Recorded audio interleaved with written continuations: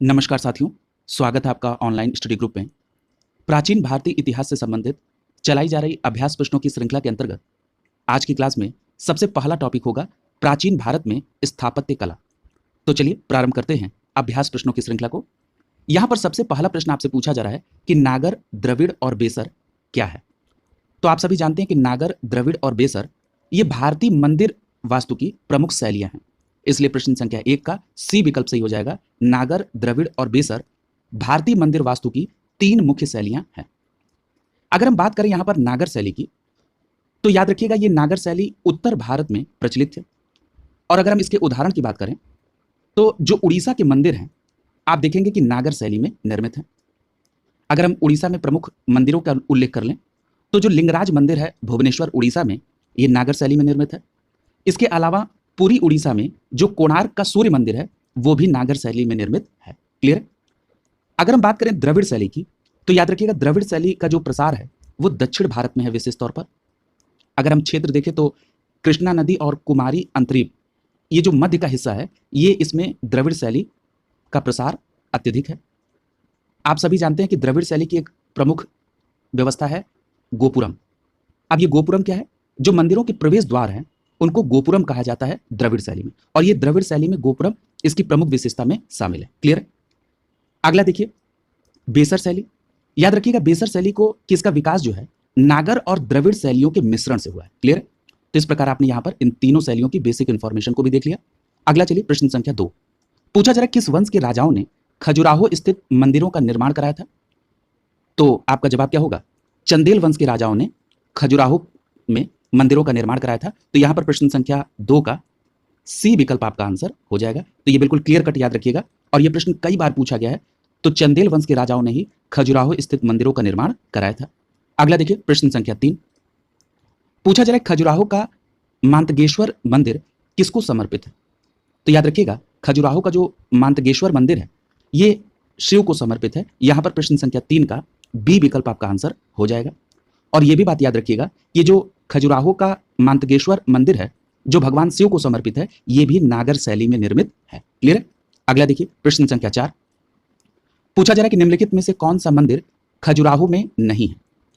तो यहां पर देखिए जो विकल्प में नाम दिए गए हैं इसमें कंदरिया महादेव का मंदिर खजुराहो में है। बी में लिखा है 64 योगिनी, यह भी खजुराहो में। सी विकल्प में लिखा है दशावतार मंदिर। याद करिए गुप्त काल के समय मैंने आपको बताया था कि जो दशावतार मंदिर है ये देवगढ़ ललितपुर में स्थित है। क्लियर? तो यहां पर आपका प्रश्न संख्या 4 का सी विकल्प आपका आंसर हो जाएगा। ये खजुराहो में स्थित नहीं है। और जो डी विकल्प में चित्रगुप्त है ये मंदिर खजुराहो में है। यानी यहां पर कंदरिया महादेव मंदिर, 64 योगिनी और चित्रगुप्त का संबंध खजुराहो से। क्लियर? अगला देखिए प्रश्न संख्या 5। यहां पर आपको सूची को सुमेलित करना है। ए विकल्प में लिखा है स्तूप। तो यहां पर स्तूप कौन है? तो यहां पर आप देखेंगे कि सांची जो है सांची में स्तूप है। यानी यहां पर आप ए को दूसरे के साथ कोरिलेट करेंगे। चित्रकारी की बात की जाए तो बाघ की चित्रकारी, यानी यहां पर बी जो है पहले के साथ कोरिलेट हो रहा है। कनिष्क की जो सिर विहीन मूर्ति है ये कहां से? तो आपका जवाब होगा मथुरा। यानी यहां पर सी को आप चौथे के साथ कोरिलेट करेंगे। और दशावतार मंदिर जिसकी अभी चर्चा हुई है कि यह मंदिर देवगढ़ ललितपुर में स्थित है, इसलिए आप डी को तीसरे के साथ कोरिलेट करेंगे। और यहां जो सही कूट बन रहा है वो बन रहा है 2143। 2143 के आधार पर प्रश्न संख्या 5 का बी विकल्प आपका आंसर हो जाएगा। अगला देखिए प्रश्न संख्या 6। प्रश्न संख्या 6 में पूछा जा रहा है कि निम्नलिखित में से किसका शिखर द्रविड़ शैली से बना हुआ है। तो याद रखेंगे यहां पर आपका सही जवाब होगा विकल्प बी। जो ग्वालियर का तेली मंदिर है इसका शिखर द्रविड़ शैली में बना हुआ है। यहां पर प्रश्न संख्या 6 का बी विकल्प सही हो जाएगा। और अन्य स्थापत्य नागर शैली में बने हैं। क्लियर? तो याद रखिएगा ग्वालियर का जो तेली मंदिर है इसका शिखर द्रविड़ शैली में। प्रश्न संख्या 7 में पूछा जा रहा है कि निम्नलिखित में से किस केंद्र में 100 से अधिक बौद्ध गुफाएं हैं। तो यहां पर आपका सही जवाब होगा विकल्प सी कन्हेरी में। याद रखिएगा कन्हेरी में 100 से अधिक बौद्ध गुफाएं हैं। अगर यह प्रश्न पूछा जाए कि कन्हेरी कहां पर है, तो याद रखिएगा महाराष्ट्र में मुंबई शहर के पास एक जगह है जिसको कहते हैं बोरीवली, और बोरीवली के उत्तर में कन्हेरी की गुफाएं स्थित हैं। और यहां पर 100 से अधिक गुफाएं हैं और इनका निर्माण प्रथम शताब्दी ईसा पूर्व में किया गया था। क्लियर? अगला देखिए प्रश्न संख्या 8। पूछा जा रहा है कि आबू का जो जैन मंदिर है ये किससे बना है। तो याद रखिएगा आबू के दिलवाड़ा जैन मंदिर को संगमरमर से बनाया गया है। यानी यहां पर प्रश्न संख्या 8 का डी विकल्प आपका आंसर हो जाएगा। और इसमें जो बिमल शाही मंदिर है इसका निर्माण गुजरात में एक सोलंकी शासक थे जिनका नाम था भीमदेव प्रथम, और भीमदेव प्रथम के सामंत का नाम था बिमल शाह, और इसी बिमल शाह ने इस मंदिर का निर्माण कराया, इसलिए इसका नाम पड़ गया बिमल शाही मंदिर। क्लियर है? अगला देखिए प्रश्न संख्या 9, पूछा जा रहा है कि एलिफेंटा की प्राचीन स्मारक किससे संबंधित है? तो याद रखिएगा एलिफेंटा से 7 गुफा मंदिर प्राप्त हुए, और इन 7 गुफा मंदिर में विशेष तौर पर हिंदू धर्म, और हिंदू धर्म में अगर हम बात करें तो इसमें शिव से संबंधित मूर्तियां हैं, और साथ ही साथ 2 गुफाएं ऐसी हैं जो बौद्ध से संबंधित हैं। इसका मतलब यहां पर प्रश्न संख्या 9 का डी विकल्प सही हो जाएगा। ये बौद्ध और शैव से संबंधित एलिफेंटा में 7 गुफा मंदिर संबंधित है। क्लियर? अगला देखिए प्रश्न संख्या 10, पूछा जा रहा है कि एलिफेंटा के प्रसिद्ध सैल को काटकर बनाए गए मंदिरों का श्रेय किसे दिया जाता है? तो याद रखेंगे एलिफेंटा के प्रसिद्ध गुफा मंदिरों का जो निर्माण है ये राष्ट्रकूट शासकों ने करवाया था। किसने? राष्ट्रकूट शासकों ने। यहां पर प्रश्न संख्या 10 का डी विकल्प सही हो जाएगा। राष्ट्रकूट शासकों ने एलिफेंटा के प्रसिद्ध सैल को कटवाकर मंदिरों का निर्माण करवाया था। अगला देखिए प्रश्न संख्या 11, पूछा जा रहा है कि निम्नलिखित में से कौन सी गुफा त्रिमूर्ति के लिए विख्यात है? तो याद रखिएगा ये जो एलिफेंटा की गुफा है यहीं से प्रसिद्ध त्रिमूर्ति शिव की प्रतिमा प्राप्त हुई है। क्लियर है? तो यहां पर आपका प्रश्न संख्या 11 का सी विकल्प आपका आंसर हो जाएगा। तो एलिफेंटा के संदर्भ में आपको 2 बातें ध्यान में रखनी है कि जो एलिफेंटा की प्रसिद्ध गुफाओं से जो मंदिर का निर्माण है वो राष्ट्रकूट शासकों ने, और जो एलिफेंटा गुफा से प्रसिद्ध त्रिमूर्ति शिव की प्रतिमा प्राप्त हुई। क्लियर? अगला देखिए प्रश्न संख्या 12, पूछा जा रहा है कि प्राचीन भारत में प्राचीनतम शैलकृत गुफाएं कहां पर है? पश्चिमी भारत में।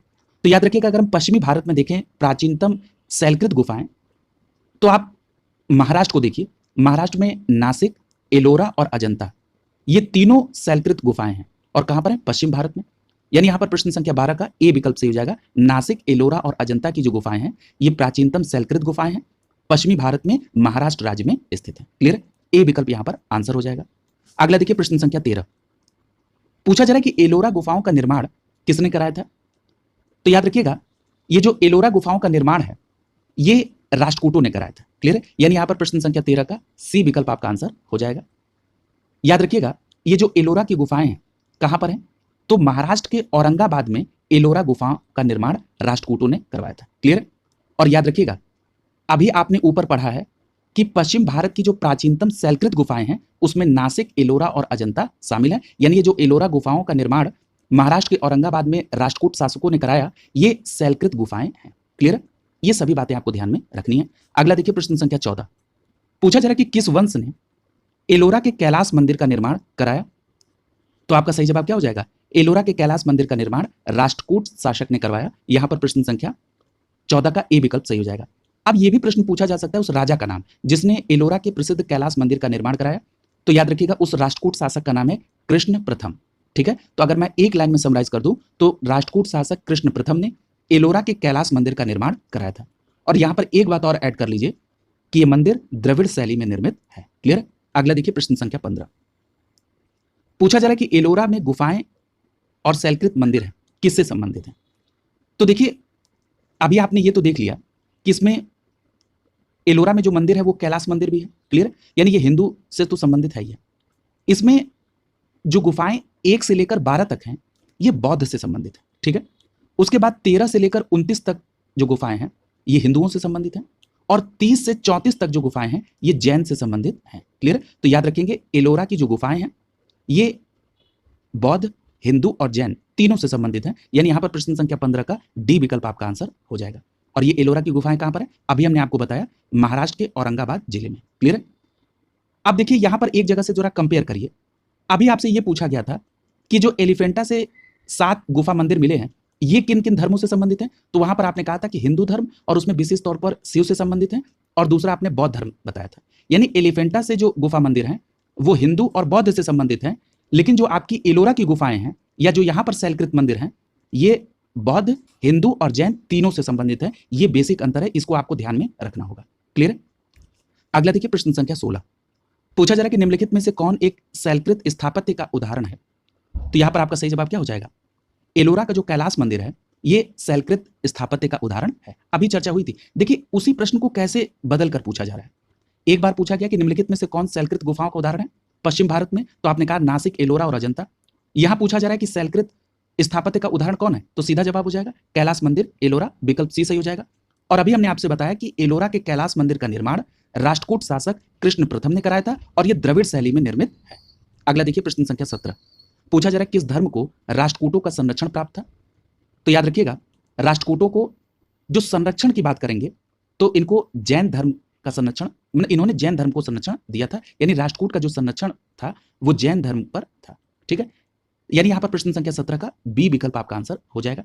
यह बात सत्य है कि राष्ट्रकूट शासक ब्राह्मण धर्म का इनके अंदर महत्व था, लेकिन ब्राह्मण धर्म की तुलना में जैन धर्म का अधिक प्रचार प्रसार था। ठीक है, और इसे राजकीय संरक्षण भी प्राप्त था।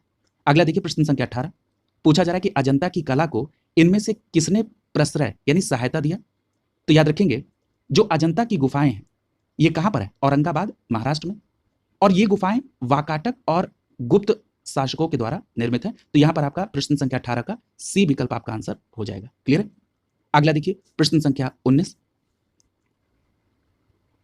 प्रश्न संख्या 19 में पूछा जा रहा है कि कोणार्क का सूर्य मंदिर किसने बनवाया था। तो देखिए, कोणार्क का जो सूर्य मंदिर है ये नरसिंह देव वर्मन प्रथम ने बनवाया था। यहां पर प्रश्न संख्या 19 का ए विकल्प आपका आंसर हो जाएगा। और ये जो कोणार्क का सूर्य मंदिर है ये कहां पर है, तो याद रखिएगा पुरी उड़ीसा में। क्लियर है। और मैंने आपको जब पीछे नागर शैली बताई थी तो उसमें आपको बताया था कि कोणार्क का जो सूर्य मंदिर है जो कि पूरी उड़ीसा में है ये नागर शैली में निर्मित है। और किसने निर्मित कराया था, नरसिंह देव वर्मन ने।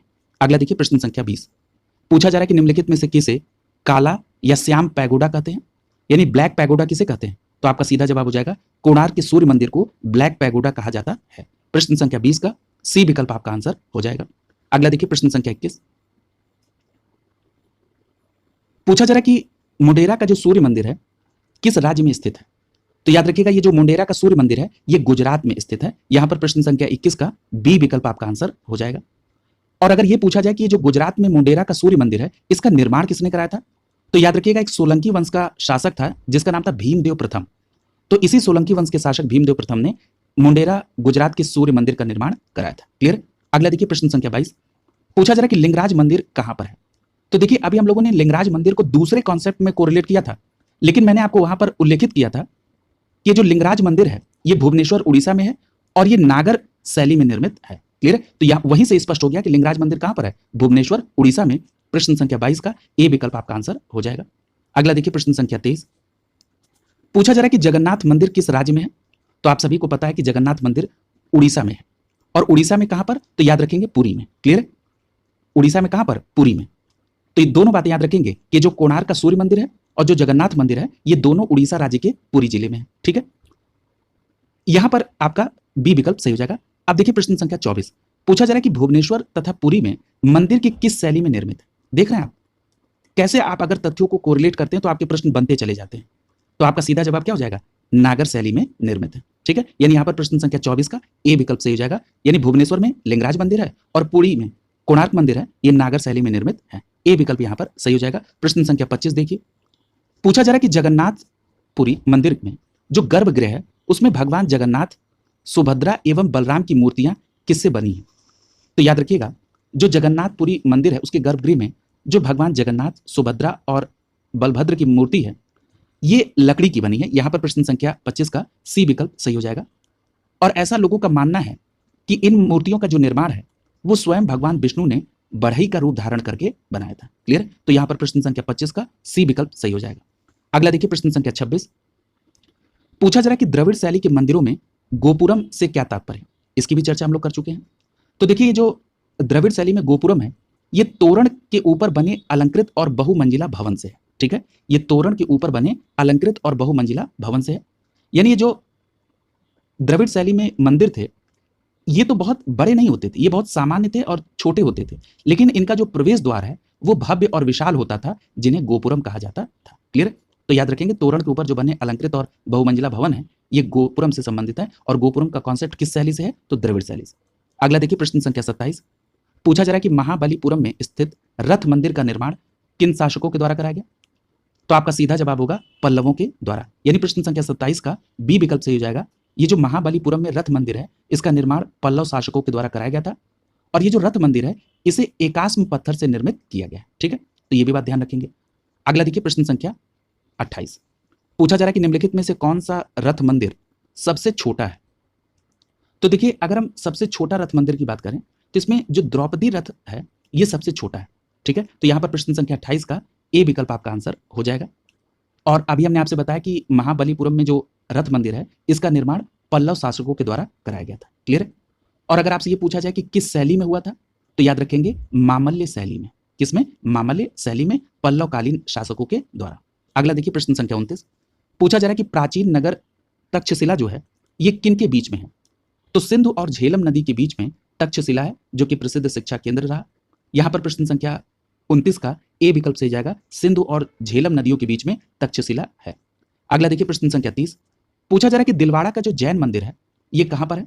तो याद रखिएगा दिलवाड़ा का जो जैन मंदिर है ये माउंट आबू में। कहां पर है? माउंट आबू में। प्रश्न संख्या 30 का बी विकल्प सही हो जाएगा। और माउंट आबू कहां पर है? ये सिरोही राजस्थान में। कहां पर? सिरोही राजस्थान में। तो याद रखेंगे कि माउंट आबू सिरोही राजस्थान में दिलवाड़ा का जैन मंदिर है। और इसमें सबसे प्रसिद्ध मंदिर कौन था जिसका मैं जिक्र कर चुका हूं? वो है बिमल शाही मंदिर, और जिसका निर्माण चालुक्य शासक भीमदेव प्रथम के सामंत बिमल शाह के द्वारा कराया गया था। क्लियर? तो यहां पर आपका बी विकल्प सही हो जाएगा। अगला देखिए प्रश्न संख्या 31, पूछा जा रहा है कि प्रसिद्ध विरूपाक्ष मंदिर कहां पर अवस्थित है? तो याद रखिएगा ये जो विरूपाक्ष मंदिर है ये कर्नाटक राज्य के हम्पी में। कहां पर है? कर्नाटक के हम्पी में विरूपाक्ष मंदिर है। क्लियर? अगला देखिए प्रश्न, और ये किस देवता को समर्पित है? अगर ये पूछा जाए तो याद रखिएगा भगवान शिव को समर्पित है विरूपाक्ष मंदिर, जो कि हम्पी कर्नाटक में है। अगला देखिए प्रश्न संख्या 32, पूछा जा रहा है कि भारत के सांस्कृतिक इतिहास के संदर्भ में पंचायतन शब्द जो है ये किससे संबंधित है?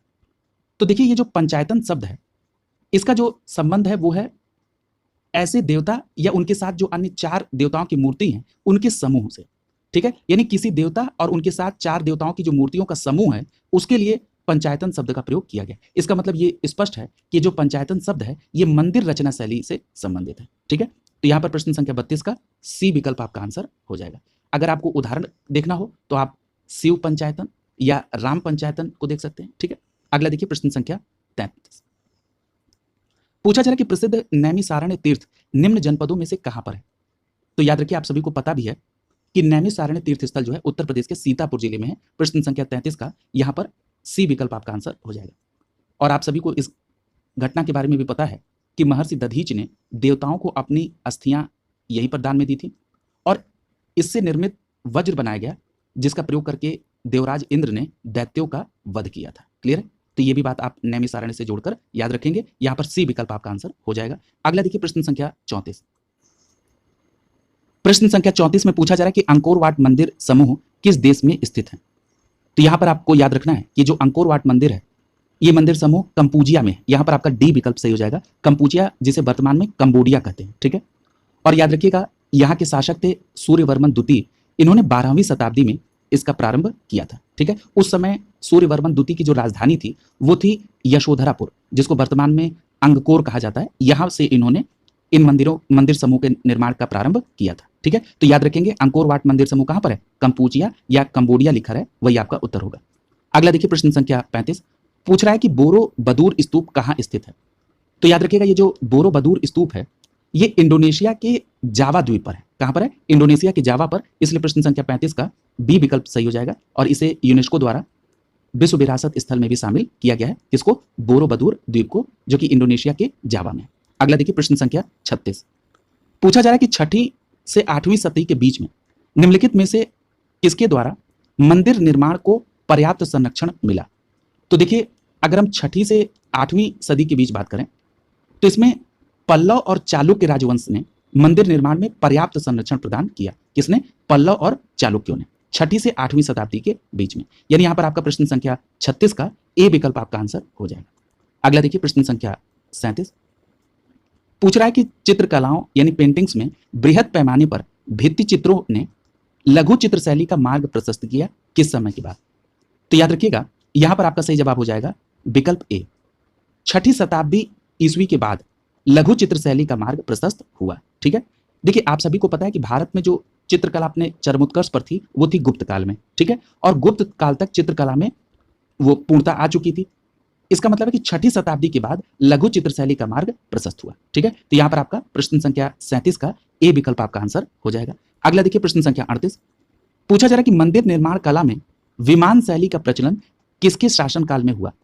तो याद रखिएगा जो चोल वंश का शासन था इसमें मंदिर निर्माण शैली में विमान शैली का प्रचलन हुआ, यानी यहां पर प्रश्न संख्या 38 का बी विकल्प आपका सही हो जाएगा। विमान शैली का मतलब शिखर, ठीक है, यानी विशालकाय शिखर मध्य में, ठीक है, और विस्तृत आपका आंगन और प्रवेश द्वार हो, ये क्या है, ये चोल मंदिरों की विशेषता है, ठीक है। तो यहां पर प्रश्न संख्या 38 का बी विकल्प आपका आंसर हो जाएगा कि मंदिर निर्माण कला में विमान शैली का प्रचलन चोल वंश में हुआ। अगला देखिए प्रश्न संख्या 39, पूछा जा रहा है कि तंजौर के बृहद मंदिर का निर्माण किसने कराया। तो देखिए ये जो तंजौर में मंदिर बना बृहदेश्वर मंदिर, ये बनवाया राजराज प्रथम ने, और राजराज प्रथम किस वंश का शासक था, चोल शासक था, ठीक है। तो यहां पर प्रश्न संख्या 39 का बी विकल्प सही हो जाएगा, राजराज प्रथम ने तंजौर में बृहदेश्वर मंदिर का निर्माण कराया था, ठीक है। एक बात और याद रखिएगा, इस तंजौर को मंदिरों की नगरी भी कहा जाता है, ठीक है, तो इस बात को भी ध्यान रखिए क्योंकि यहां पर छोटे बड़े मंदिर बहुत हैं, ठीक है। अगला देखिए प्रश्न संख्या 40, पूछा जा रहा है कि अजंता की गुफाओं में किसका चित्रण है। तो याद रखिएगा अजंता की गुफाओं में जातक कथाओं का चित्रण है। किसका चित्रण है, जातक कथाओं का। यहां पर प्रश्न संख्या 40 का ए विकल्प आपका आंसर हो जाएगा, अजंता की गुफाओं में जातक कथाओं का चित्रण किया गया है। प्रश्न संख्या 41 देखिए, पूछा जा रहा है कि गोमतेश्वर की मूर्ति कहां स्थित है। तो याद रखिएगा गोमतेश्वर की जो मूर्ति है ये कर्नाटक में है, यानी यहां पर प्रश्न संख्या 41 का सी विकल्प सही हो जाएगा। अगर ये पूछा जाए कि इसका निर्माण किसके द्वारा कराया गया, तो याद रखेंगे गोमतेश्वर की मूर्ति जो कर्नाटक में है, इसका निर्माण चामुंड राय ने कराया था, ठीक है। यहां पर प्रश्न संख्या 41 का सी विकल्प सही हो जाएगा। अगला है प्रश्न संख्या 42, पूछा जा रहा है कि जो कोणार्क का सूर्य मंदिर है, इसका निर्माण कब किया गया। तो देखिए अभी आपने पढ़ा था कि जो कोणार्क का सूर्य मंदिर है, ये इसे ब्लैक पैगोडा भी कहा जाता है। साथ ही साथ आपने देखा था कि इसे नागर शैली में बनाया गया, और इसका जो निर्माण है वो लगभग 1244-45 में हुआ। तो यहां पर आपका प्रश्न संख्या 42 का ए विकल्प आपका आंसर हो जाएगा। और अगर यह पूछा जाए कि इस मंदिर का निर्माण किसके द्वारा करवाया गया था, तो याद रखिएगा गंग वंश का शासक था नरसिंह देव प्रथम। ये आप अभी पढ़ चुके हैं, गंग वंश का शासक था नरसिंह देव प्रथम, इसी के द्वारा इसका निर्माण कराया गया था, ठीक है। तो ये पूरी बातें आप कोणार्क सूर्य मंदिर से संबंधित याद रखेंगे। अगला देखिए प्रश्न संख्या 43, पूछा जा रहा है कि बोध गया में प्रसिद्ध महाबोधि मंदिर जो है ये किस शासक ने बनवाया था। तो याद रखिएगा बोध गया में जो महाबोधि मंदिर है ये मौर्य शासक अशोक ने बनवाया था इसको। यहां पर प्रश्न संख्या 43 का डी विकल्प सही हो जाएगा। अगला देखिए, यहीं पर आप सभी को पता है कि यहीं पर महात्मा बुद्ध को ज्ञान की प्राप्ति हुई थी। अगला देखिए प्रश्न संख्या 44, और पूछा जा रहा है कि तिरुपति मंदिर अवस्थित है। तो याद रखिएगा तिरुपति वेंकटेश्वर मंदिर जो है ये आंध्र प्रदेश में स्थित है। तो याद रखेंगे तिरुपति वेंकटेश्वर मंदिर आंध्र प्रदेश में स्थित है। अगला देखिए प्रश्न संख्या 45, पूछा जा रहा है कि महाबलेश्वर अवस्थित है कहां पर। तो देखिए महाबलेश्वर जो है ये महाराष्ट्र की बहुत सुंदर पहाड़ी नगर है। यहां पर प्रश्न संख्या 45 का बी विकल्प आपका आंसर हो जाएगा, महाबलेश्वर महाराष्ट्र में स्थित है। अगला देखिए प्रश्न संख्या 46, पूछा जा रहा है कि संगम काल का सर्वाधिक महत्वपूर्ण नगर कौन सा है। तो याद रखिएगा संगम काल में जो सर्वाधिक महत्वपूर्ण नगर है वो है मदुरै। अब देखिए ये किस आधार पर आपने कहा कि संगम काल में सबसे महत्वपूर्ण नगर मदुरै है। तो यहां पर आपको पता है कि जो पांड्य थे, पांड्यों की राजधानी भी मदुरै थी।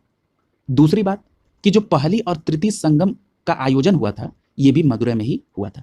तो इन सभी घटनाओं के आधार पर आप ये कह सकते हैं कि मदुरै संगम युग में सर्वाधिक महत्वपूर्ण था। देखिए महत्वपूर्ण आपका कावेरीपट्टनम भी था, क्योंकि आपको पता है कि ये संगम युग में चोलों का प्रमुख बंदरगाह था, लेकिन इनमें आपको सबसे महत्वपूर्ण देखना है तो ये होगा मदुरै। अगला देखिए प्रश्न संख्या 47, पूछ रहा है कि निम्नलिखित में से कौन सा शिलालेख चालुक्य सम्राट पुलकेशिन द्वितीय से संबंधित है। तो इस पर तो कई बार चर्चा हो चुकी है कि जो ऐहोल प्रशस्ति है ये चालुक्य सम्राट पुलकेशिन द्वितीय से संबंधित है। प्रश्न संख्या 47 का सी विकल्प से हो जाएगा। और ये किस भाषा में निर्मित है, संस्कृत में, और इसमें लिपि है ब्राह्मी। और अगर मैं आपसे ये पूछूं कि ऐहोल प्रशस्ति की रचना किसने की थी तो आपका तुरंत आंसर आएगा रवि कीर्ति ने। क्लियर। अगला देखिए प्रश्न संख्या 48, पूछा जा रहा है कि निम्नलिखित में से कौन सा विश्व धरोहर स्थल नहीं है। देखिए विश्व धरोहर स्थल कौन सा नहीं है, तो यहां पर आपका मांडू का जो महल है ये विश्व धरोहर स्थल में शामिल नहीं है, ठीक है। इसके अलावा जो खजुराहो का मंदिर है, भीमबेटका की गुफाएं और सांची का स्तूप, ये सभी यूनेस्को के विश्व धरोहर स्थल में शामिल है। और ये किस राज्य में है, मध्य प्रदेश में। तो यहां पर प्रश्न संख्या 48 का डी विकल्प से हो जाएगा, मांडू का महल विश्व हेरिटेज साइट में शामिल नहीं है। अगला देखिए प्रश्न संख्या 49, पूछा जा रहा है कि सोनगिरी जहां 108 जैन मंदिर बने हैं किसके सन्निकट स्थित है। तो देखिए ये जो सोनगिरी है ये दतिया मध्य प्रदेश में है, ठीक है। तो ये क्या हो जाएगा, प्रश्न संख्या 49 का ए विकल्प से हो जाएगा। और ये यहां पर 108 जैन मंदिर बने हुए हैं, और ये याद रखिएगा कि ये दिगंबर जैनियों का पवित्र स्थल है, और सोनगिरी के चारों ओर सफेद जैन मंदिर स्थित हैं। और ये जैन में किस संप्रदाय से? तो दिगंबर से। ठीक है, अगला देखिए प्रश्न संख्या 50। पूछा जा रहा है कि मंदिर स्थापत्य के बारे में कौन सा कथन यहां पर सत्य है? पहला स्टेटमेंट लिखा है कि स्वतंत्र आधार यानी चूना पत्थर के मंदिरों का जो उद्भव है ये गुप्त काल में माना जाता है। ठीक है, तो देखिए ये बात यहां पर सही है कि स्वतंत्र आधार के मंदिरों का जो उद्भव है ये गुप्त काल में माना जाता है। ठीक है, अगला दिया है लाड़खा, जो कि एक प्रारंभिक मंदिर है, बादामी के चालुक्यों से संबंध है। तो देखिए ये लाड़खा जो है ये प्रारंभिक मंदिर है और ये बादामी के ही चालुक्यों से संबंधित है, तो ये भी कथन आपका यहां पर सही है। अगला कह रहा है कि जो खजुराहो के मंदिर हैं, मंदिर के समस्त खंड आंतरिक और बाह्य रूप से जुड़े हुए हैं, तो ये भी बात सही है कि जो खजुराहो के मंदिर में आंतरिक खंड है वो बाह्य रूप से जुड़े हुए हैं। ठीक है, तो यहां पर आपका तीसरा स्टेटमेंट भी सही है। अगले स्टेटमेंट में कहा जा रहा है कि कांची के कैलाश मंदिर द्रविड़ शैली का सबसे प्रारंभिक स्वतंत्र आधार का मंदिर है। तो देखिए ये जो कांची का कैलाश मंदिर है ये पल्लवकालीन मंदिर है और ये मंदिर राज सिंह शैली में चरमोत्कर्ष में व्यक्त करता है। ठीक है, इसमें द्रविड़ शैली के लक्षण हैं, लेकिन ये द्रविड़ शैली का सबसे प्रारंभिक स्वतंत्र आधार का मंदिर नहीं है। ठीक है, तो इसलिए यहां पर आपका चौथा स्टेटमेंट गलत हो जाएगा। और इसका निर्माण किसने कराया था? तो इसका निर्माण नरसिंह वर्मन द्वितीय ने कराया था। ठीक है, और इसे कंप्लीट कराया था महेंद्र वर्मन द्वितीय ने। तो इस प्रकार यहां पर प्रश्न संख्या 50 का चौथा जो स्टेटमेंट है वो गलत हो रहा है। यहां पर पहला, दूसरा और तीसरा सही है, इसलिए प्रश्न संख्या 50 का सही जवाब क्या होगा?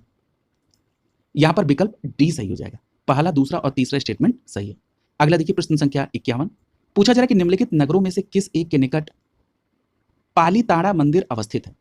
तो देखिए जो पालीताड़ा मंदिर है ये जैन मंदिर है और ये गुजरात के भावनगर में है। ठीक है, तो यहां पर आपका क्या हो जाएगा? प्रश्न संख्या 51 का ए विकल्प से हो जाएगा कि गुजरात के भावनगर जिले में प्रसिद्ध जैन मंदिर पालीताड़ा अवस्थित है। और अगर ये पूछा जाए कि किन पहाड़ियों पर है तो याद रखेंगे शत्रुंजय की पहाड़ियों पर अवस्थित है। ठीक है, और अभी आपने ये तो देख लिया कि जैन मंदिर है, ये किस तीर्थंकर से संबंधित है? तो याद रखिएगा आदिनाथ से। ठीक है, अगला देखिए प्रश्न संख्या 52। पूछा जा रहा है कि प्राचीन भारत में गुप्त काल से संबंधित गुफा चित्रांकन के केवल 2 उदाहरण उपलब्ध हैं। इनमें से एक अजंता की गुफाओं में किया गया है चित्रांकन और दूसरा है गुप्त काल का जो दूसरा चित्रांकन है वो कहां पर उपलब्ध है? तो आपका जवाब होगा बाघ की गुफाओं। ठीक है, यहां पर आपका प्रश्न संख्या 52 का ए विकल्प आपका आंसर हो जाएगा। यानी गुप्त काल में जो गुफा चित्रांकन का पहला उदाहरण है वो अजंता की गुफाओं और जो दूसरा उदाहरण है वो बाघ की गुफाएं हैं। ठीक है, और इसकी ये कब के समकालीन है? तो ये गुप्त कालीन है। ठीक है, और यहां पर एक बात और याद रखिएगा कि इन गुफाओं के जो चित्र हैं वो लोक जीवन से संबंधित हैं। ठीक है, और जो अजंता की गुफाओं के चित्र हैं ये बौद्ध धर्म से संबंधित हैं। ठीक है, इतनी बात आप यहां पर याद रखेंगे। अगला देखिए, और ये जो आगे लोम ऋषि गुफा है तो ये पता है आपको कि लोम ऋषि गुफा मौर्यकालीन है। ठीक है, जो कि बराबर की पहाड़ियों में स्थित है और बिहार के जहानाबाद में स्थित है। और नासिक गुफा की बात करें तो ये सातवाहन काल की है। ठीक है, तो आप इनको भी ध्यान में रखेंगे। तो यहां पर आपका प्रश्न संख्या 52 का ए विकल्प आपका आंसर हो जाएगा। अगला देखिए प्रश्न संख्या 53। प्रश्न संख्या 53 में आपसे पूछा जा रहा है कि भारतीय शिलावास्तु के इतिहास में निम्नलिखित में से कौन सा कथन सही है? पहले स्टेटमेंट में कहा जा रहा है कि बादामी की जो गुफाएं हैं ये भारत की प्राचीनतम अवशिष्ट शैलकृत गुफाएं हैं। तो देखिए ये स्टेटमेंट गलत हो जाएगा। क्यों? क्योंकि जो भारत की प्राचीनतम गुफाएं हैं वो कौन सी हैं? भीमबेटका मानी जाती है। ठीक है, तो यहां पर आपका पहला स्टेटमेंट गलत हो गया। दूसरा कह रहा है कि बराबर की जो शैलकृत गुफाएं हैं ये सम्राट चंद्रगुप्त मौर्य के द्वारा मूलतः आजीविकों के लिए बनाई गई थी। इस बात पर चर्चा हो चुकी है कि जो बराबर की शैलकृत गुफाएं हैं इसका निर्माण अशोक ने आजीवक संप्रदाय से जुड़े अनुयायियों के लिए कराई थी। ठीक है, तो यहां पर आपका प्रश्न संख्या 53 का जो दूसरा स्टेटमेंट है ये भी गलत हो गया। क्यों? क्योंकि यहां पर चंद्रगुप्त मौर्य की जगह पर अशोक लिखा होना चाहिए था। और इन गुफाओं में जो बहुत फेमस गुफाएं हैं उसमें कर्ण चौपड़ है, विश्व झोपड़ी है, सुदामा गुफा है। ठीक है, अगला लिखा है कि एलोरा में गुफाएं विभिन्न धर्मों के लिए बनाई गई थी। अभी आज ही चर्चा हुई है कि जो एलोरा की गुफाएं हैं ये एलोरा की गुफाओं में गुफा संख्या 1 से लेकर 12 तक बौद्ध से संबंधित है, 13 से लेकर 29 तक हिंदू से और 30 से लेकर 34 तक जैन से संबंधित है। इसका मतलब यह है कि महाराष्ट्र के औरंगाबाद में जो एलोरा की गुफाएं हैं ये विभिन्न धर्मों से हैं, यानी ये बौद्ध, हिंदू और जैन तीनों से हैं। इसलिए यहाँ पर तीसरा स्टेटमेंट सही है। तो प्रश्न संख्या 53 का यहाँ पर जो सही जवाब होगा वो होगा विकल्प सी, केवल तीसरा स्टेटमेंट यहाँ पर सही है। अगला देखिए प्रश्न संख्या 54। यहाँ पर आपको सूची को सुमेलित करना है। यहाँ पर विकल्प ए में लिखा है कार्ले गुफा मंदिर, देखिए ये जो कार्ले गुफा मंदिर है ये किससे संबंधित है? ये हीनयान से संबंधित है। आप ए को तीसरे से कोरिलेट कर लेंगे। अगर हम बात करें खंडगिरी के पत्थर काटकर बनाए गए भवन की, तो देखिए ये जो खंडगिरी के पत्थर काटकर बनाए गए भवन है ये जैन धर्म से संबंधित है, ठीक है। और खंडगिरी कहां पर है? उड़ीसा में, ठीक है। और जो उदयगिरी है इसमें खारवेल ने जैन के लिए गुफा बनाए थे, ठीक है। तो यहां पर आप बी को कोरिलेट करेंगे किसके साथ? चौथे के साथ। अगला है बाघ गुफा।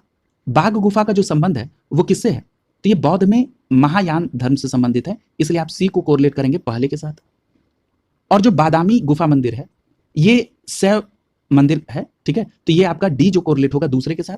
और आप सभी को ये पता है कि जो बादामी में पुलकेशिन प्रथम जो था उसी ने इस शैव मंदिर का निर्माण कराया था। तो ये स्पष्ट याद रखेंगे कि बादामी में चालुक्य राजा पुलकेशिन प्रथम ने शैव मंदिर का निर्माण कराया था, इसलिए आपने यहाँ पर बादामी गुफा मंदिर को दूसरे के साथ कोरिलेट किया है। तो जो आपका सही कूट बन रहा है वो क्या बन रहा है? 3 4 1 2।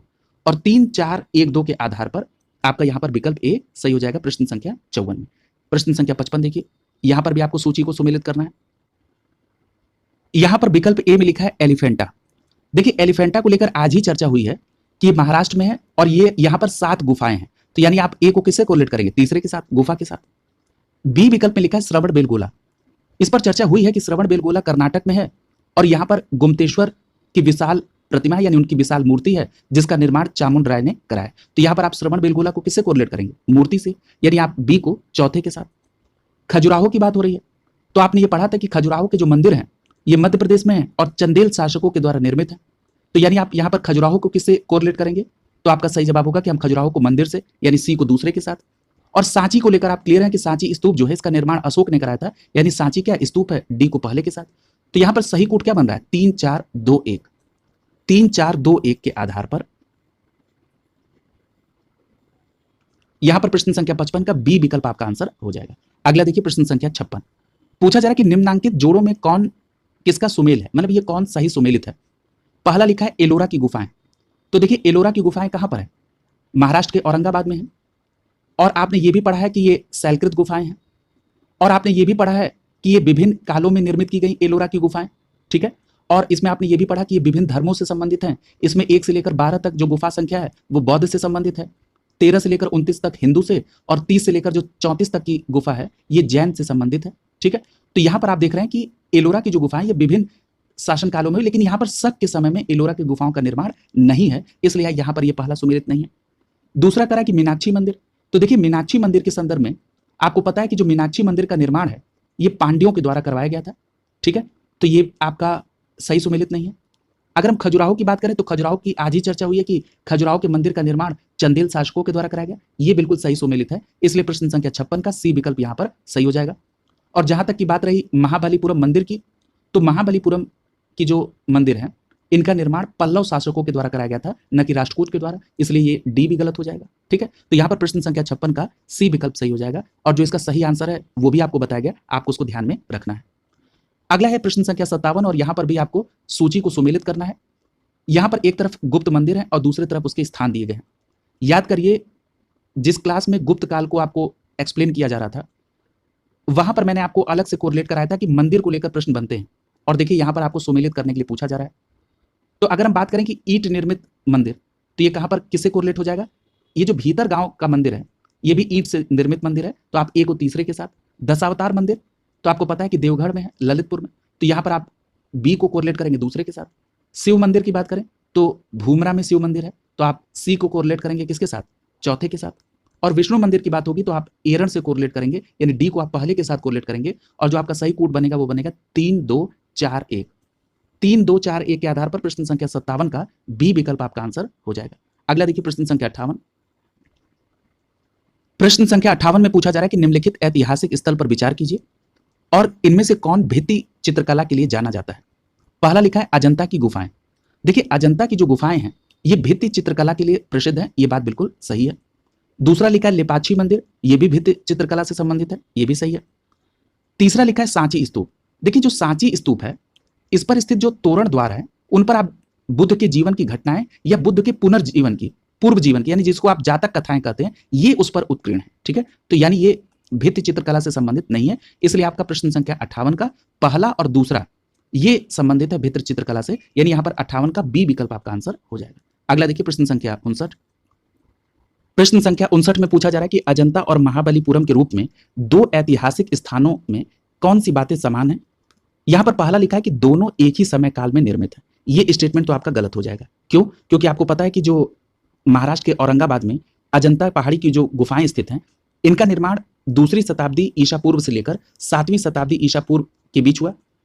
तो ये, और जो आपका महाबलीपुरम है, ये जो है इसका निर्माण नरसिंह वर्मन प्रथम द्वारा, जो कि पल्लव शासक है, और इसका जो कार्यकाल है वो 630 से 668 ईस्वी के बीच है, इसके समय में निर्मित हुआ। तो ये यहाँ पर आपका समय एक समान नहीं है। दूसरा कह रहा है कि दोनों एक ही धार्मिक संप्रदाय से संबंधित हैं, ये सीधे सीधे गलत है। तीसरा है कि दोनों में शिलाकृत स्मारक है, ये बात यहाँ पर बिल्कुल सही है, यानी प्रश्न संख्या 59 का तीसरा स्टेटमेंट सही है। इस आधार पर यहाँ पर बी विकल्प आपका आंसर हो जाएगा। एकाश पत्थर से ये निर्मित है। अगला देखिए प्रश्न संख्या 60। यहां पर आपको सूची को सुमेलित करना है। पहला लिखा है हम्पी। पूछा जा रहा है कि ये कहां पर है, तो हम्पी कहां? कर्नाटक में, यानी आप ए को सुमेलित करेंगे किसके साथ? दूसरे के साथ। बी में लिखा है नागार्जुनी कोंडा। ये जो नागार्जुनी कोंडा ये कहां पर है? आंध्र प्रदेश में। बी को आप कोरिलेट करेंगे तीसरे के साथ। शिशुपालगढ़ ये आपका कहां पर है? उड़ीसा में, यानी सी को आप कोरिलेट करेंगे चौथे से। और अरिकामेडु ये आप पढ़ चुके हैं कहां पर है? पुडुचेरी में। आप डी को कोरिलेट करेंगे पहले के साथ, और जो आपका सही कोड बनेगा 2341। 2341 के आधार पर यहां पर आपका विकल्प ए सही हो जाएगा। ठीक है। प्रश्न संख्या 61 देखिए। पूछा जा रहा है कि उड़ीसा में नष्ट होने से बचे निम्नांकित मंदिरों में सर्वाधिक बड़ा और सबसे ऊंचा मंदिर कौन है? तो देखिए यहां पर जो विकल्प में मंदिर दिए गए हैं, इसमें सबसे बड़ा और सबसे ऊंचा मंदिर है लिंगराज मंदिर। ठीक है, क्योंकि इसका शिखर जो है वो 180 फीट ऊंचा है, तो याद रखिएगा। और इसके शिखर पर आमलक और कलश भी है। तो यहां पर आप देखेंगे कि आपका सही जवाब हो जाएगा विकल्प सी, लिंगराज मंदिर। और ये उड़ीसा में कहां पर है? भुवनेश्वर में। तो यहां पर सी विकल्प आपका आंसर हो जाएगा। अगला देखिए प्रश्न संख्या 62। प्रश्न संख्या 62 में पूछा जा रहा है कि महाबलीपुरम का जो सप्तरथ मंदिर है, ये किसने बनवाया था? तो अभी एक प्रश्न की चर्चा में इस बात पर चर्चा हुई थी कि जो पल्लव शासक नरसिंह वर्मन प्रथम था, उसी के द्वारा इस महाबलीपुरम के सप्तरथ मंदिर का निर्माण कराया गया था। इसलिए प्रश्न संख्या 62 का बी विकल्प से हो जाएगा, नरसिंह वर्मन द्वारा। और ये कौन सा शासक था? पल्लव शासक था। ठीक है। यहां पर एक बात और याद रखिएगा, इन रथों को सप्त पैगोडा भी कहा गया है। इससे भी प्रश्न आपके यहां पूछा गया, इन रथों को क्या कहा गया है? सप्त पैगोडा। ठीक है। अगला देखिए प्रश्न संख्या 63। पूछा जा रहा है कि निम्नलिखित मंदिरों का सही कालानुक्रम व्यवस्थित करिए। तो देखिए यहां पर आप अगर बात करेंगे बृहदेश्वर मंदिर की, तो इस पर चर्चा हो चुकी है कि बृहदेश्वर मंदिर का निर्माण राजराज प्रथम के समय में, गंगैकोंड चोलपुरम मंदिर का निर्माण राजेंद्र प्रथम के समय में, और महाबलीपुरम का जो तटीय मंदिर है ये आप जानते हैं कि राजसिंह शैली में। और सप्त पैगोडा जो मैं अभी ऊपर चर्चा कर रहा था कि सप्त पैगोडा जो कि मामल्य शैली में बना है, यानी महाबलीपुरम का जो सप्तरथ मंदिर है, तो ये आपने देखा था कि नरसिंह वर्मन प्रथम के समय में। ठीक है। तो ये आपने सभी राजाओं का समय देख लिया। तो इस आधार पर यहां पर जो सही कूट बनेगा वो क्या बनेगा? सप्त पैगोडा चौथा, तीसरा बृहदेश्वर, और उसके बाद दूसरा। यानी यहां पर जो सही कूट बनेगा वो बनेगा 4312 का। और 4312 के आधार पर प्रश्न संख्या 63 का डी विकल्प आपका आंसर हो जाएगा। ठीक है। अगला देखिए प्रश्न संख्या 64। पूछा जा रहा है कि निम्नलिखित में से सूर्य मंदिर के लिए कौन विख्यात है? तो यहां पर देखिए पहला लिखा है अरसवल्ली। देखिए जो अरसवल्ली है ये कहां पर है? ये आंध्र प्रदेश में। ठीक है। और ये एक सूर्य मंदिर है। ठीक है। ये 7वीं शताब्दी का एक सूर्य मंदिर है, अरसवल्ली, आंध्र प्रदेश में। तो ये तो पहला सही हो गया। उसके बाद कर रहा है अमरकंटक। अगर हम अमरकंटक की बात करें तो अमरकंटक जो है ये नर्मदा सोन नदियों के उद्गम स्थान है, और ये हिंदू धर्म का एक प्रसिद्ध तीर्थ स्थल भी है। ठीक है। तो ये जो अमरकंटक है ये आपका सूर्य मंदिर तो नहीं है, ये शिव भगवान को समर्पित मंदिर है। यहां पर ओंकारेश्वर की बात करें तो ओंकारेश्वर कहां पर है? ये मध्य प्रदेश में है, खंडवा जनपद में, और ये भी शिव भगवान को समर्पित है। तो यहां पर आपका सूर्य मंदिर केवल अरसवल्ली है, जो कि आंध्र प्रदेश में है। तो यहां पर प्रश्न संख्या 64 का ए विकल्प से जाएगा, केवल पहला ऑप्शन। अगला देखिए प्रश्न संख्या 65। यहां पर आपको सूची को सुमेलित करना है।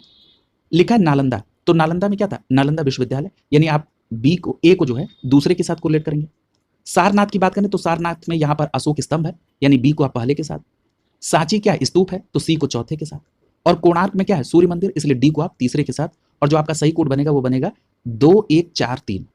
2143 2143 के आधार पर यहां पर बी विकल्प आपका आंसर हो जाएगा। प्रश्न संख्या 66 देखिए।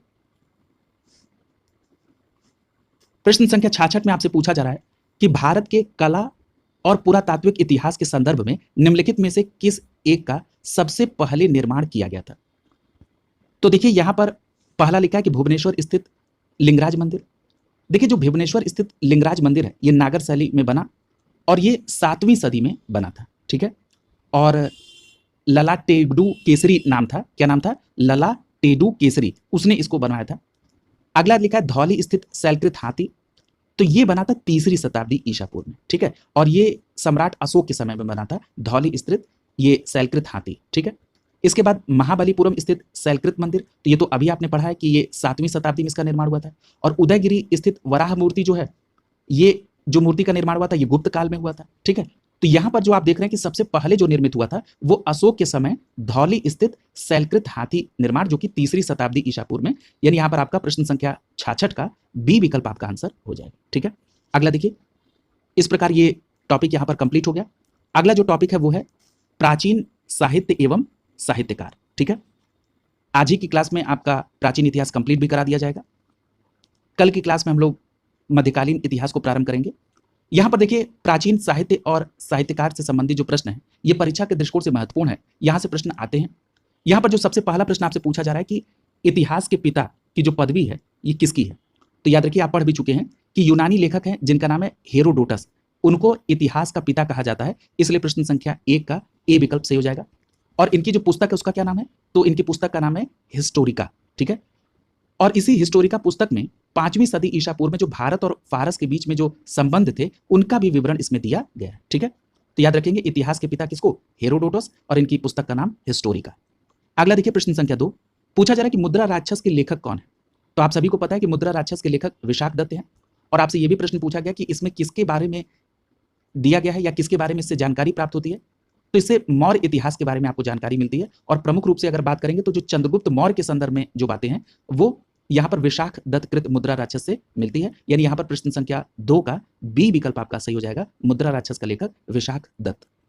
अगला देखिए प्रश्न संख्या 3, पूछा जा रहा है कि 10 कुमार चरितम के रचनाकार कौन है। तो याद रखिएगा 10 कुमार चरितम के रचनाकार हैं दंडिन, ठीक है। कहीं आपको दंडी भी मिलेगा, ठीक है। तो दंडी लिखा है या दंडिन, यही आपका आंसर होगा, इसलिए प्रश्न संख्या 3 का बी विकल्प आपका आंसर हो जाएगा।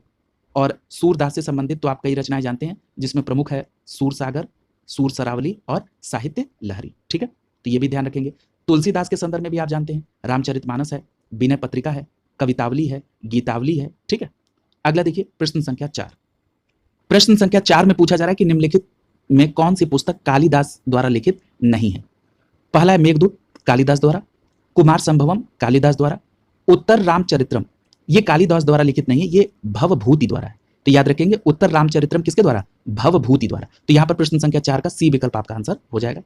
और डी विकल्प में लिखा ऋतु संहारम, ये भी कालिदास की ही रचना है। तो देखिए कालिदास की रचनाएं भी परीक्षा में पूछी जाती हैं। तो यहां पर आपने मेघदूत, कुमार संभवम और ऋतु संहारम को देख लिया। इसके अतिरिक्त जो महत्वपूर्ण है वो है अभिज्ञान शाकुंतलम, उसके बाद मालविकाग्निमित्रम, विक्रमो वर्षियम, ये भी कालिदास की बहुत प्रसिद्ध रचना है, ठीक है। तो इन सभी को भी आप ध्यान में रखेंगे। अगला देखिए प्रश्न संख्या 5, पूछा जा रहा है कि कल्हड़ की पुस्तक का नाम क्या है। तो याद रखिएगा आप सभी को पता है कि कल्हड़ ने राज तरंगड़ी लिखा था, यहां पर प्रश्न संख्या 5 का डी विकल्प सही हो जाएगा, ठीक है। अर्थशास्त्र लिखा किसने था, कौटिल्य ने, जिनको विष्णुगुप्त भी कहा जाता है।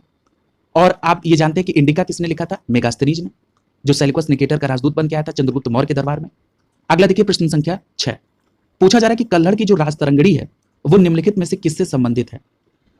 तो याद रखिएगा जो कल्हड़ की राज तरंगड़ी है ये कश्मीर के इतिहास से संबंधित है, इसलिए प्रश्न संख्या 6 का सी विकल्प आपका आंसर हो जाएगा।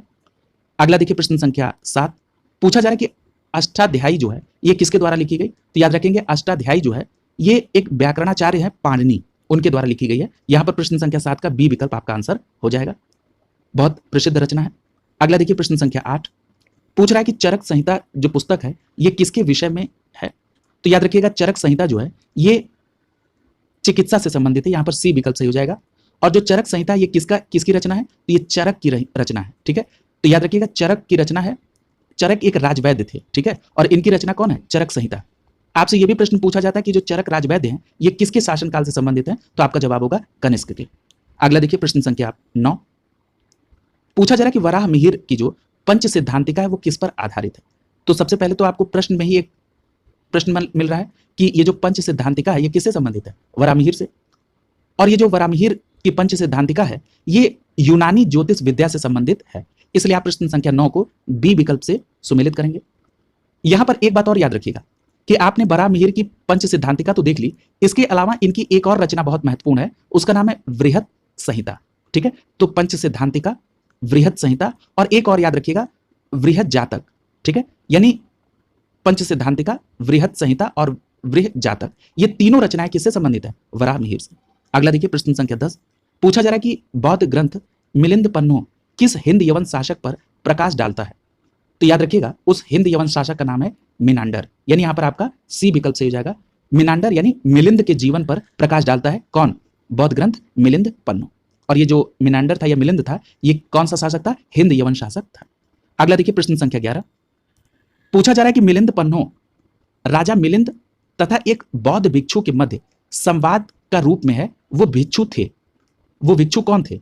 तो याद रखिएगा आपका सही जवाब होगा यहां पर विकल्प सी, वो बौद्ध भिक्षु कौन थे? नागसेन। ठीक है, तो स्पष्ट याद रखिएगा कि जो मिलिंद पन्नो है ये बौद्ध भिक्षु नागसेन और यवन शासक मिनांडर अर्थात मिलिंद के साथ संवाद को दर्शाती है। ठीक है, तो याद रखेंगे इसको, बहुत महत्वपूर्ण प्रश्न है। अगला देखिए प्रश्न संख्या 12, पूछा जा रहा है कि सौंदरानंद जो है ये किसकी रचना है? तो याद रखिएगा सौंदरानंद जो है ये अश्वघोष की रचना है। यहां पर प्रश्न संख्या 12 का ए विकल्प आपका आंसर हो जाएगा। सौंदरानंद किसकी रचना है? अश्वघोष की। याद रखिएगा ये जो अश्वघोष थे ये कुषाण वंश के शासक कनिष्क के राजकवि थे। अभी आपने कनिष्क के राजवैद्य का नाम पढ़ा चरक, जिन्होंने चरक संहिता लिखी थी। यहां पर चर्चा हो रही है कनिष्क के राजकवि अश्वघोष की, जिनकी रचना कौन सी है? सौंदरानंद। ठीक है, इनकी दो रचनाएं और आपको ध्यान में रखना होगा सौंदरानंद के अलावा।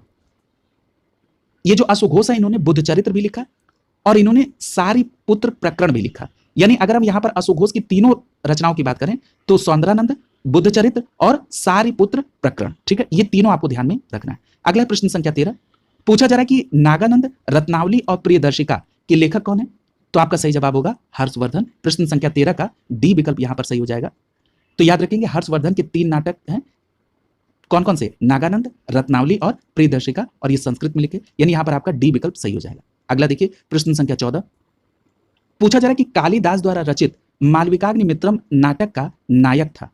तो यहां पर आपका सही जवाब क्या हो जाएगा? विकल्प सी सही हो जाएगा, अग्निमित्र। देखिए जो कालिदास ने मालविकाग्निमित्र लिखी ये 5 अंकों का नाटक है। ठीक है, और इसमें मालविका और अग्निमित्र की प्रणय कथा उल्लेखित है। अगर हम अग्निमित्र के बारे में बात करें तो ये जो अग्निमित्र हैं ये शुंग शासक थे और ये पुष्पमित्र शुंग के लड़के थे। ठीक है, जिनकी कथा किसमें है? मालविकाग्निमित्र में है। अगला देखिए प्रश्न संख्या 15, पूछा जा रहा है कि गीत गोविंद काव्य की रचयिता कौन है? तो आप सभी को पता है कि गीत गोविंद की रचयिता जयदेव है, यानी यहां पर आपका विकल्प ए सही हो जाएगा। और याद रखिएगा ये जो जयदेव थे ये बंगाल के अंतिम सेन शासक लक्ष्मण सेन के यहां पर आश्रित कवि थे। ठीक है, तो जयदेव किसके आश्रित कवि थे? बंगाल में जो अंतिम सेन शासक थे जिनका नाम था लक्ष्मण सेन। ठीक है, तो याद रखिएगा, और इनकी रचना कौन सी है? गीत गोविंद। अगला देखिए प्रश्न संख्या 16, लिखा हुआ है कि तुम्हारा अधिकार कर्म पर है, फल की प्राप्ति पर नहीं। यह जो स्टेटमेंट है ये किस ग्रंथ में कहा गया है? तो याद रखिएगा ये गीता में कहा गया है, जब कृष्ण ने इस पर कहा कि तुम्हारा अधिकार केवल कर्म पर है, तुमको फल की इच्छा नहीं रखनी चाहिए। तो यहां पर प्रश्न संख्या 16 का सी विकल्प सही हो जाएगा। यही बात आप सभी पर भी लागू होती है, हम सब पर लागू होती है कि अपना कर्म है, अपना कार्य है कर्म करना, उसका क्या परिणाम मिलेगा इस पर बहुत चिंतन करने की आवश्यकता नहीं है। अच्छे परिणाम की परिकल्पना करते हुए अपना 100% देना ये लक्ष्य होना चाहिए। ठीक है, तो यहां पर प्रश्न संख्या 16 का सी विकल्प सही हो जाएगा। अगला देखिए प्रश्न संख्या 17, पूछा जा रहा है कि जो जहां है वह, जो यहां है वो अन्यत्र नहीं, जो यहां नहीं है वह कहीं नहीं। ये किस ग्रंथ से लिया गया है? तो याद रखिएगा ये महाभारत से लिया गया है कि जो यहां है वह अन्यत्र नहीं और जो यहां नहीं है वह कहीं नहीं है। ठीक है, तो ये महाभारत से है। प्रश्न संख्या 17 का बी विकल्प सही हो जाएगा। अगला देखिए प्रश्न संख्या 18, पूछा जा रहा है कि प्राचीन भारत का वह ग्रंथ जिसका 15 भारतीय और 40 विदेशी भाषाओं में अनुवाद हुआ है, तो उसका नाम क्या है? पंचतंत्र। ठीक है, यहां पर प्रश्न संख्या 18 का बी विकल्प सही हो जाएगा। यहां पर एक बात याद रखिएगा कि ये जो पंचतंत्र है ये मूल रूप से संस्कृत में रचित है। ठीक है, और इसका 15 भारतीय भाषाओं में और 40 से अधिक विदेशी भाषाओं में अनुवाद हुआ है। तो ये भी जानना आवश्यक है कि पंचतंत्र किसकी रचना है? तो याद रखिएगा विष्णु शर्मा की। ठीक है, अगला देखिए प्रश्न संख्या 19, अगले में ही पूछ लिया गया कि पंचतंत्र मूल रूप से किसके द्वारा, तो विष्णु शर्मा के द्वारा, और किस भाषा में, संस्कृत में। यानी यहाँ पर प्रश्न संख्या 19 का बी विकल्प आपका आंसर हो जाएगा। अगला देखिए प्रश्न संख्या 20, पूछा जा रहा है कि गणित की पुस्तक है जिसका नाम है लीलावती, इसके लेखक कौन है। तो देखिए आप इस बात को पढ़ चुके हैं कि लीलावती किसकी रचना है, तो आपका जवाब होगा भास्कराचार्य की। यानी यहाँ पर प्रश्न संख्या 20 का डी विकल्प सही हो जाएगा। और याद करिए उसी दिन मैंने एक और भास्कराचार्य जी की रचना बताई थी, वो कौन सी थी, तो सिद्धांत शिरोमणि। तो याद रखेंगे लीलावती और सिद्धांत शिरोमणि ये भास्कराचार्य जी से संबंधित है, और जो लीलावती है ये गणित आधारित पुस्तक है, इसमें बीज गणित के क्षेत्र में बातें उल्लेखित हैं। अगला देखिए प्रश्न संख्या 21, पूछा जा रहा है कि आर्यभट्ट थे। तो देखिए आर्यभट्ट जो थे ये एक प्रसिद्ध गणितज्ञ और खगोल शास्त्री थे। यानी यहाँ पर प्रश्न संख्या 21 का बी विकल्प सही हो जाएगा। देखिए आप सभी को पता है कि आर्यभट्ट ने दशमलव स्थानिक मान बताया था, यानी ये गणित के संदर्भ में हो गया। और आपको ये पता है कि आर्यभट्ट साहब की एक पुस्तक है आर्यभट्टियम, ठीक है। और इन्होंने ये भी बताया था कि जो सूर्य है वो स्थिर है और पृथ्वी परिक्रमा कर रही है, ठीक है। यानी सूर्य स्थिर है और पृथ्वी घूमती है, ये किसने बताया था, आर्यभट्ट ने, यानी ये खगोल शास्त्री भी। यानी यहाँ पर प्रश्न संख्या 21 का बी विकल्प आपका आंसर हो जाएगा। यहाँ पर प्रश्न संख्या 22 देखिए, पूछा जा रहा है कि निम्नलिखित में से किस भारतीय गणितज्ञ ने दशमलव स्थानिक मान की खोज की थी। तो अभी चर्चा हुई है आर्यभट्ट के द्वारा। यहाँ पर प्रश्न संख्या 22 का डी विकल्प आपका आंसर हो जाएगा। अगला देखिए प्रश्न संख्या 23, पूछा जा रहा है कि मत विलास प्रहसन के लेखक कौन है। तो याद रखिएगा ये जो मत विलास प्रहसन है ये एक संस्कृत नाटक है, और इसके लेखक हैं पल्लव नरेश महेंद्र वर्मन प्रथम। कौन है, महेंद्र वर्मन प्रथम। यहाँ पर प्रश्न संख्या 23 का सी विकल्प आपका आंसर हो जाएगा, ठीक है। अगला देखिए प्रश्न संख्या 24, पूछा जा रहा है कि मनुस्मृति मुख्यतः संबंधित है। तो देखिए जो मनुस्मृति है यहाँ पर विकल्प ए में लिखा है समाज व्यवस्था से। तो ये बात सही है कि इसमें भारतीय जो प्राचीन भारतीय समाज था उसकी व्यवस्था के बारे में बात हुई है। और जरा विकल्प बी को भी देखिए, लिखा है कानून से। तो आपको पता है कि हिंदू विधि से संबंधित है मनुस्मृति, ठीक है। हालांकि यहाँ पर हिंदू कानून नहीं लिखा हुआ है या हिंदू विधि नहीं लिखा है, लेकिन यहाँ पर आपको ये तो पता है कि हिंदू विधि से संबंधित है। तो यहाँ पर प्रश्न संख्या 24 का ए और बी ऑप्शन दोनों यहाँ पर सही हो रहा है। अगर आपको केवल एक लेना है तो आप यहाँ पर समाज व्यवस्था ले सकते हैं, ठीक है। तो यहाँ पर आपका मेरे समझ से यहाँ पर दोनों ऑप्शन सही होगा प्रश्न संख्या 24 में। अगला देखिए प्रश्न संख्या 25, पूछा जा रहा है कि प्राचीन काल के महान विधि निर्माता कौन है। अब तो ये कंफर्म हो गया कि पिछले प्रश्न संख्या 24 में ए और बी दोनों आंसर सही होगा। महान विधि निर्माता तो माना जाता है मनु को। यहां पर आपका प्रश्न संख्या 25 का सी विकल्प सही हो जाएगा। अगला देखिए प्रश्न संख्या 26, पूछा जा रहा है कि निम्नलिखित में से कौन सा जोड़ा सही सुमेलित नहीं है। पहला लिखा है लाइफ ऑफ वेनसांग, और लाइफ ऑफ वेनसांग हुईली, तो ये सही है। द नेचुरल हिस्ट्री ये टॉलमी के द्वारा, ये गलत है। याद रखिएगा नेचुरल हिस्ट्री जो पुस्तक है ये प्लिनी द एल्डर के द्वारा लिखी गई, ठीक है। इसके लेखक कौन है, प्लिनी द एल्डर। तो इसलिए यहाँ पर प्रश्न संख्या 26 का बी विकल्प से जाएगा, ये सही सुमेलित नहीं है। और अगर हम बात करें हिस्टोरियल फिलिपिकल की, तो ये किसके द्वारा है, तो ये पाम्पेइस ट्रोगस के द्वारा। किसके द्वारा, पाम्पेइस ट्रोगस। और अगला है द हिस्ट्रीज, तो द हिस्ट्रीज किसकी है, हेरोडोटस की, ठीक है। द हिस्ट्रीज किसकी है, हेरोडोटस की। और हेरोडोटस की एक और पुस्तक मैंने आपको बताया था हिस्टोरिका, क्लियर। तो ये भी बात आप ध्यान में रखेंगे। अगला देखिए प्रश्न संख्या 27, प्रश्न संख्या 27 का पूछा जा रहा है कि संस्कृत की निम्नलिखित में से कौन सी रचनाएं महाभारत से अपना कथा सूत्र लिया है। देखिए एक टर्म प्रयोग होता है बृहत्त्रयी। ये जो बृहत्त्रयी है इसके अंतर्गत कौन कौन आते हैं, तो बृहत्त्रयी में किरातार्जुनियम, शिशुपाल वधम और नैषधीय चरित्र आते हैं, ठीक है। इनको क्या कहते हैं, बृहत्त्रयी। और ये जो बृहत्त्रयी है ये इनका जो कथा सूत्र है ये महाभारत से लिया गया है, ठीक है। तो ये आप बिल्कुल सीधा फैक्ट याद रखेंगे कि बृहत्त्रयी कहा जाता है किरातार्जुनियम, नैषधीय चरित्र और शिशुपाल वध को। तो ये तीनों जो है महाभारत से प्रेरित हैं। तो यहाँ पर आपका पहला, दूसरा और तीसरा इसमें शामिल होगा, ठीक है। तो यहाँ पर आपका डी विकल्प सही हो जाएगा प्रश्न संख्या 27 में। अगला देखिए प्रश्न संख्या 28, यहाँ पर आपको सुमेलित करना है। पहला लिखा है विशाख दत्त, तो विशाख दत्त क्या है, मुद्रा राक्षस द्वारा लिखी गई रचना है। तो यहाँ पर आप नाटक है ये, एक को आप दूसरे से सुमेलित करेंगे, यानी एक को आप दूसरे से। वराहमिहिर, वराहमिहिर को आप किससे, खगोल विज्ञान से, ठीक है। तो बी को आप तीसरे से, अभी चर्चा हुई है डिटेल में। चरक के संदर्भ में भी अभी चर्चा हुई, राजवैद्य थे कनिष्क के, तो आप सी को सुमेलित करेंगे पहले के साथ। ब्रह्मगुप्त की बात करें तो ब्रह्मगुप्त गणित से सुमेलित होंगे, तो यहाँ पर आप सी को, डी को सुमेलित करेंगे किसके साथ, चौथे के साथ। जो आपका सही कोड बनेगा वो बनेगा 2 3 1 4, ठीक है। यहाँ पर 2 3 1 4, 2 3 1 4 के आधार पर यहाँ पर सी विकल्प आपका आंसर हो जाएगा प्रश्न संख्या 28 में, ठीक है। अगला देखिए प्रश्न संख्या 29, यहाँ पर भी आपको सूची को ही सुमेलित करना है। पहला लिखा है अष्टाध्यायी, देखिए जो अष्टाध्यायी है ये किससे संबंधित हो जाएगा? पाणिनि से, यानी आप ए को सुमेलित करेंगे किसके साथ? चौथे के साथ। उसके बाद लिखा है महाभाष्य, तो ये पतंजलि से संबंधित होगा। तो बी को आप सुमेलित करेंगे तीसरे के साथ। निरुक्त, निरुक्त का संबंध किससे हो जाएगा? यास्क से, यानी आप सी को पहले के साथ। और वार्तिकी का संबंध किससे हो जाएगा? कात्यायन से, यानी यहां पर डी को आप दूसरे के साथ सुमेलित करेंगे। और जो आपका सही कोड बन रहा है वो बन रहा है 4 3 1 2, और 4 3 1 2 के आधार पर यहां पर ए विकल्प आपका आंसर हो रहा है। ठीक है, अगला देखिए प्रश्न संख्या 30। यहां पर भी आपको सुमेलित करना है। एक तरफ रचना है, दूसरी तरफ उसके विषय। पहला लिखा है अष्टांग संग्रह। तो देखिए ये जो अष्टांग संग्रह है ये आयुर्विज्ञान से संबंधित है। यहां पर ए को आप सुमेलित करेंगे चौथे के साथ। अगर हम 10 रूपक की बात करें तो ये नाट्य कला से संबंधित हो जाएगा, यानी बी को आप पहले के साथ। लीलावती अभी आपने पढ़ा गणित से संबंधित है, तो ये आपका सी सुमेलित हो जाएगा तीसरे से। और महाभाष्य, ये अभी आपने देखा महाभाष्य पतंजलि, ये व्याकरण हो जाएगा, यानी यहां पर आपका डी दूसरे के साथ। तो आपका सही सुमेलित क्या हो रहा है? 4 1 3 2, और 4 1 3 2, 4 1 3 2 के आधार पर यहां पर बी विकल्प आपका आंसर हो जाएगा। अगला देखिए प्रश्न संख्या 31। पूछा जा रहा है कि लेखक और उनकी रचनाओं को आपको सुमेलित करना है। यहां पर लिखा भारवी।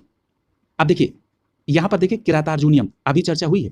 किरातार्जुनियम किसकी रचना है? भारवी की, यानी ए को आप सुमेलित करेंगे दूसरे के साथ। हर्ष की बात करें तो हर्ष को आप किससे? नागानंद से। ठीक है, अभी आपने देखा था ना कि हर्ष की संस्कृत में 3 नाटक ग्रंथ हैं, प्रियदर्शिका, रत्नावली और नागानंद। तो आप यहां पर किसको? बी को सुमेलित करेंगे नागानंद, यानी चौथे के साथ। कालिदास, कालिदास को आप सुमेलित करेंगे किसके साथ? मालविकाग्निमित्रम के साथ, यानी सी को सुमेलित करेंगे तीसरे के साथ।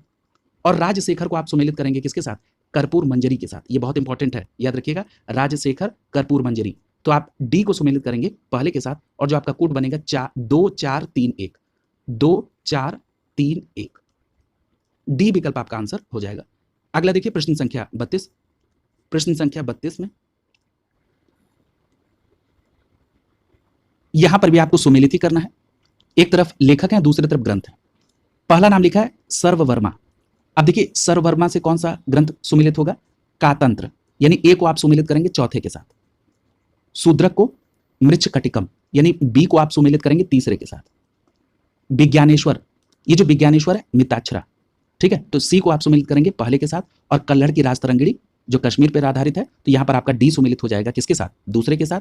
तो यहां पर 4 3 1 2, तो 4 3 1 2 के आधार पर यहां पर बी विकल्प सही हो जाएगा किसका? प्रश्न संख्या 32 का।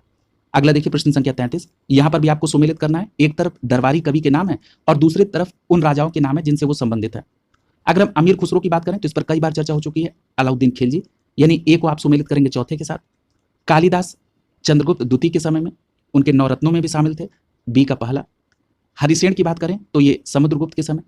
प्रयाग प्रशस्ति, यानी यहां पर आप सी को सुमेलित कर देंगे दूसरे के साथ। बाण भट्ट को हर्षवर्धन के साथ सुमेलित करेंगे, यानी आप डी को सुमेलित करेंगे तीसरे के साथ। और जो आपका सही आंसर होगा वो होगा 4 1 2 3, 4 1 2 3 के आधार पर बी विकल्प आपका आंसर हो जाएगा। आइए प्रश्न संख्या 34 को देखते हैं। पूछ रहा है कि निम्न में 4 ग्रंथों में से कौन सा विश्वकोशीय ग्रंथ है? इस बार थोड़ा सा प्रश्न को पूछने का पैटर्न बदला गया है। देखिए आप जानते हैं कि जो बृहत संहिता है ये गुप्त काल में बराहमिहिर द्वारा संस्कृत भाषा में रचित किया गया, ये एक विश्वकोश है। ठीक है, तो याद रखेंगे यहां पर प्रश्न संख्या 34 का सी विकल्प सही हो जाएगा, बृहत संहिता विश्वकोशीय ग्रंथ है। ठीक है, अगला देखिए प्रश्न संख्या 35। प्रश्न संख्या 35 में जो पहला स्टेटमेंट है वो कह रहा है कि पाणिनि पुष्पमित्र शुंग से संबंधित थे। ये स्टेटमेंट यहां पर गलत हो जाएगा। क्यों? क्योंकि देखिए ये जो पाणिनि थे इन्होंने अष्टाध्यायी लिखी थी, ये लगभग 7वीं शताब्दी ईसा पूर्व के आसपास थे, तो ये यहां पर पहला गलत हो गया। दूसरा कह रहा है कि अमर सिंह हर्षवर्धन से संबंधित थे, ये भी यहां पर गलत हो गया। क्यों? क्योंकि अमर सिंह जो संबंधित है वो चंद्रगुप्त द्वितीय से संबंधित है, चंद्रगुप्त द्वितीय विक्रमादित्य से। देखिए मैंने अभी आपको ऊपर बताया था प्रश्न, पिछले प्रश्न में, कि चंद्रगुप्त द्वितीय में 9 रत्न का कॉन्सेप्ट था और उसमें कालिदास शामिल थे। याद रखिएगा चंद्रगुप्त द्वितीय के 9 रत्नों में अमर सिंह भी शामिल थे। और अमर सिंह किस कार्य से संबंधित थे? तो याद रखिएगा ये कोशकार, यानी शब्द कोश के निर्माणकर्ता के रूप में प्रसिद्ध थे और चंद्रगुप्त द्वितीय विक्रमादित्य के 9 रत्नों में शामिल थे। क्लियर है? तो यहां पर हर्षवर्धन से आप संबंधित नहीं करेंगे। अगला है कालिदास जो कि चंद्रगुप्त द्वितीय से संबंधित थे, ये बात सही है। देखिए अगर हम लोग जो चंद्रगुप्त द्वितीय विक्रमादित्य थे इनके 9 रत्नों को अगर देख लें तो इससे संबंधित जो भी आपकी परीक्षा में प्रश्न बनेंगे वो आपसे गलत नहीं होंगे। तो देखिए इसमें आपने कालिदास को देख लिया है। इसके अलावा चंद्रगुप्त द्वितीय के 9 रत्नों में एक चिकित्सक थे जिनका नाम था धन्वंतरी, वो भी शामिल थे। वराहमिहिर का नाम अभी आपने पढ़ा है जो कि एक खगोल विज्ञानी थे, ये भी 9 रत्नों में शामिल थे। इसके अलावा अभी आपने अमर सिंह का नाम देख ही लिया जो कि एक कोशकार थे, यानी शब्दकोश के निर्माणकर्ता। इसके अलावा इसमें एक वास्तुकार थे शंकु। उसके अलावा इसमें एक ज्योतिषी थे जिनका नाम था छपड़क, जो आपने पिछली क्लास में पढ़ा था, ये भी आपको याद आ रहा होगा। इसके अलावा एक व्याकरणक थे जिनका नाम था वररुचि, ठीक है, तो इनको भी आप याद रखेंगे। और एक जादूगर थे जिनका नाम था वेताल भट्ट, वो भी चंद्रगुप्त द्वितीय के नवरत्नों में शामिल थे। और इनके नवरत्नों में एक घटकरपर थे जो कि महान कूटनीतिज्ञ थे, ठीक है, तो ये भी बात आप ध्यान में रखेंगे, ठीक है। और जो पहले में दिया गया था कि पुष्पमित्र शुंग, इनके समय में पतंजलि थी, ये भी आप पढ़ चुके हैं, ठीक है, तो ये सभी बातें आप ध्यान में रखेंगे। तो इस प्रकार यहां पर प्रश्न संख्या 35 में सी विकल्प से जाएगा, केवल तीसरा स्टेटमेंट यहां पर सही है। अगला देखिए प्रश्न संख्या 36, पूछा जा रहा है कि निम्नलिखित में से परमार राजवंश के इतिहास पर प्रकाश डालने वाला स्रोत कौन सा है। तो याद रखिएगा, परमार राजवंश के बारे में जो प्रकाश डालने वाला स्रोत है वो पद्मगुप्त का नव शाह शांक चरित्र भी है, मेरु तुंग का प्रबंध चिंतामणि भी है, और उदयपुर का जो प्रशस्ति है, ये तीनों परमार वंश के बारे में आपको जानकारी देते हैं, ठीक है। तो यहां पर आपका प्रश्न संख्या 36 का डी विकल्प आपका आंसर हो जाएगा। अगला देखिए प्रश्न संख्या 37। प्रश्न संख्या 37 में पूछा जा रहा है कि निम्न में सबसे प्राचीन वाद्य यंत्र कौन था। तो याद रखिएगा, सबसे प्राचीन वाद्य यंत्र यहां पर जो लिखा है वो है वीणा, यानी प्रश्न संख्या 37 का बी विकल्प सही हो जाएगा। देखिए जो सितार या सरोद या तबला है, ये सभी आप देखेंगे कि मध्यकालीन वाद्य यंत्र है, ठीक है, और यहाँ पर वीणा जो है सबसे प्राचीन वाद्य यंत्र है, इसलिए प्रश्न संख्या 37 का बी विकल्प आपका आंसर हो जाएगा। क्लियर है। तो इस प्रकार से ये टॉपिक भी यहाँ पर कंप्लीट हुआ। कल की क्लास में आप लोग पूर्व मध्यकाल से संबंधित प्रश्न देखेंगे और उसके बाद मध्यकालीन इतिहास से जो प्रश्न है वो प्रारंभ हो जाएंगे। कल की क्लास में फिर से मुलाकात होगी। शुभकामनाओं के साथ आप सभी का बहुत बहुत धन्यवाद।